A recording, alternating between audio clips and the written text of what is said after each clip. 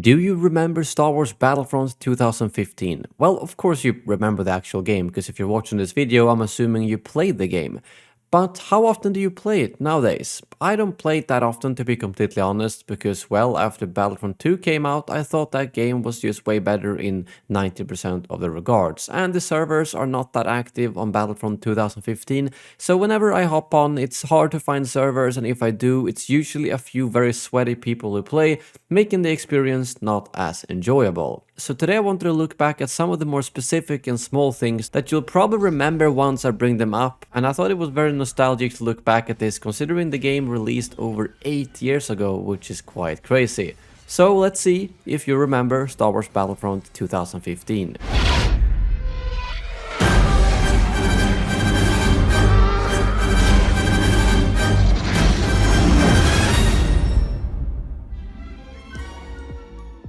Do you remember the cycler rifle in the beta? The cycler rifle was able to shoot through shields, and in the beta that happened in October 2015, the projectile speed was almost double of the blaster bolts, and it was able to do 90% damage to body and insta-kill with headshots, making it incredibly good, but then they pulled a classic DICE move and nerfed it way too much to the launch, at which point it had way slower travel time, slower than blaster bolts, and a lot more drop-off, making it pretty much useless, and no one ended up using it. And while after that they buffed it up a little bit by decreasing the bullet drop-off and increasing the damage at close range to 100, which meant that people started using it for close range instead, maybe not the intended use.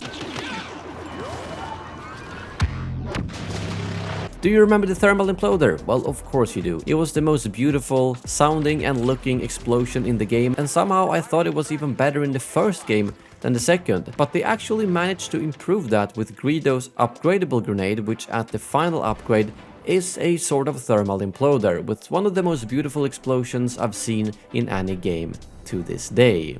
Do you remember the jump caster loadout, which close after launch was incredibly overpowered? The bounty hunter trait allowed you at level 3 to immediately reset all your skills whenever you got a kill.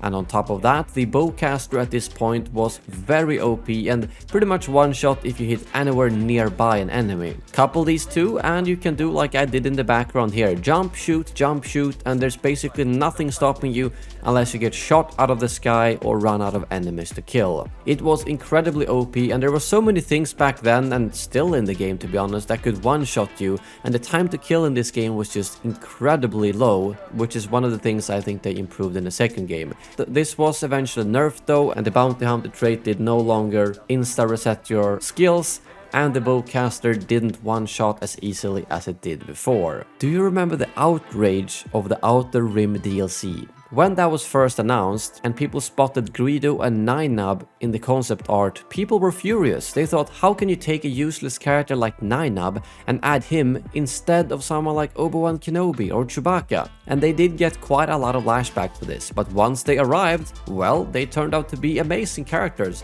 especially gameplay-wise, and honestly Ninub kind of became a representative of the game as a whole. And to this day, when anyone asks me what was your favorite DLC in Battlefront 1, I usually say the Outer Rim DLC, because Greedo and Ninub were really fun to play gameplay wise, and Extraction was probably one of my favorite modes they had in the first game. So in the end, I'm very glad they actually went for Greedo and Ninub, even though the initial reaction wasn't very positive. Do you remember the endless team killing with speeder bikes? You weren't able to actually run someone over, but if you hopped off the speeder bike just before it hit your teammate, the speeder bike kind of became a neutral item, allowing it to one-shot anyone in the game. I was on the receiving end of this quite a lot when I was live streaming. People thought it was fun to stream snipe me and team kill my heroes with speeder bikes, which is something I got quite pissed off at times, as you guys might remember, as getting heroes in the first game was quite annoying with the hero pickups. Do you remember the helmetless stormtroopers? This was a big ordeal as well in the game, with some skins looking like basically a Grandma Stormtrooper. But after a while, when we got closer to the Death Star DLC, Dennis actually said this during the official livestream I hosted for the DLC. Let's see. Oh yeah, that's right. I know something that people are gonna like.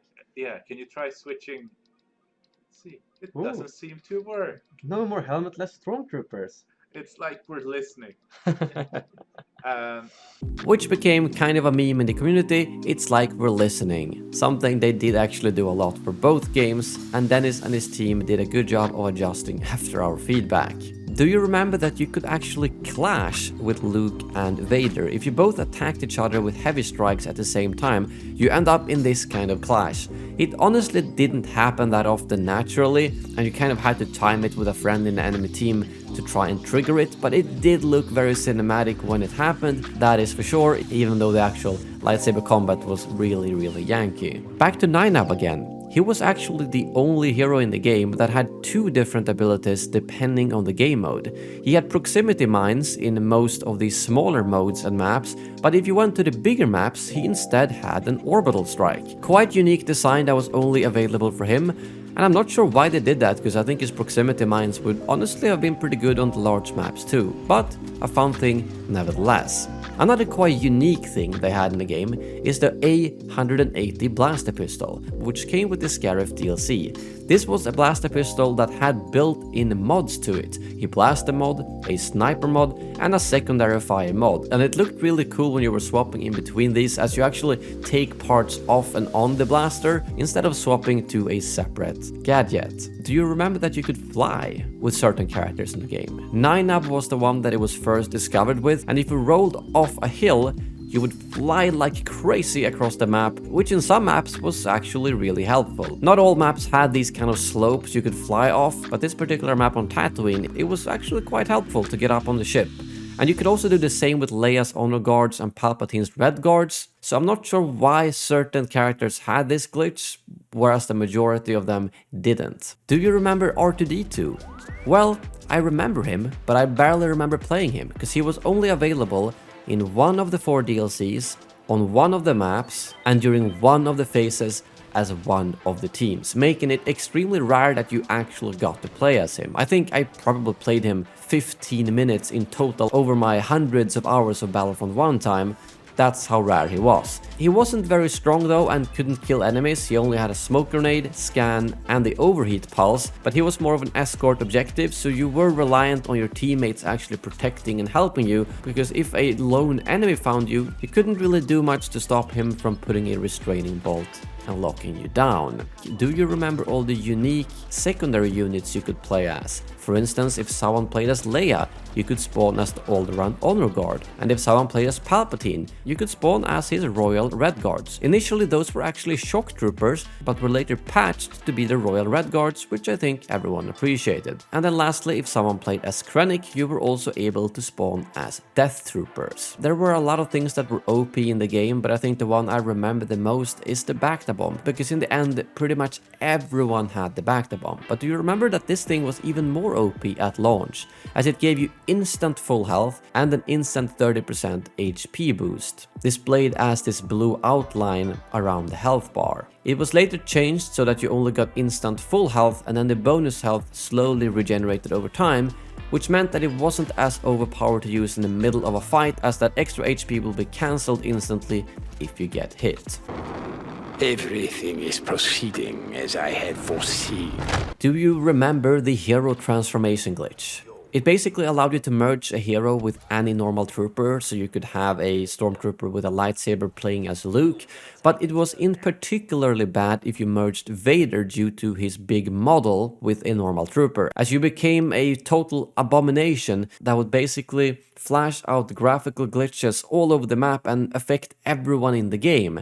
You might also remember that Gizmo guy did this to me quite a lot, and I didn't handle it very well. I got quite pissed off as he was following me with this glitch and basically making my entire screen glitch out. Yeah, it was quite bad, and that glitch was quite bad, because normally it would only affect yourself, but if you did that with Vader, well, you'd piss off everyone on the server pretty much. Do you remember that Dengar was actually bugged at launch? He could one-shot Luke with his Hurricane Strike. This was later patched, of course, but for some reason Luke would get insta-killed by his Hurricane Strike, which was extremely OP. He was quite glitched when he released in general, as his explosive rush didn't really work on heroes as intended either, and if you play the game you obviously remember that there were some quite game-breaking bugs, and the biggest one of them all, probably Lando's power shot. Holy shit, this thing was overpowered. You could literally one-shot any hero across the map without any cooldown whatsoever. And I actually did this little video as a celebration of that back in the day. That I will have to teach you how to be Lando abusers.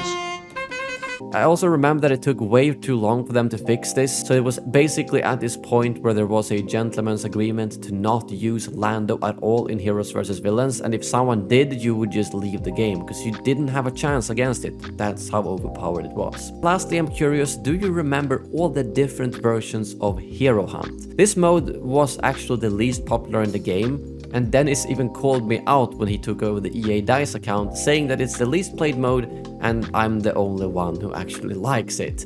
This mode started off with you becoming the hero if you get the last hit. Obviously quite unfair. This was then changed to the top 3 damage dealers, ending up on this little wheel spinning around, giving you a chance to become the hero depending on how much damage you have done. But as a third version of the mode, they simply swapped it to whoever has done the most damage will become the hero. It was probably the best version, but it was fun to see all the different versions, especially that spinning wheel, as I still remember the excitement in the room during the play tests when everyone was like, come on, give me the hero, come on, give me the hero. And well, if you're lucky, you actually got to play as it. I still think it's one of the most fun modes of the first game, but I also know it's one of the most hated modes, but I really wish that would have returned for Battlefront 2, even if it is an unbalanced mess. But yeah, I'm curious, how many of all these things that I brought up do you remember? There's obviously a lot more, and I would love to hear in the comments below if there's anything in particular you have a fond memory of. And huge thank you to all of you who shared all your memories in the post I made about a week ago, as I had honestly forgotten some of those myself, so I added them to the list for the video. If this video does well, I might do something similar for Battlefront 2. Obviously that didn't happen as long ago, but there's still a lot of things, such as, you know, crashed speeders and environmental clutter and things like that. Thank you very much for watching, and as always, may the Force be with you.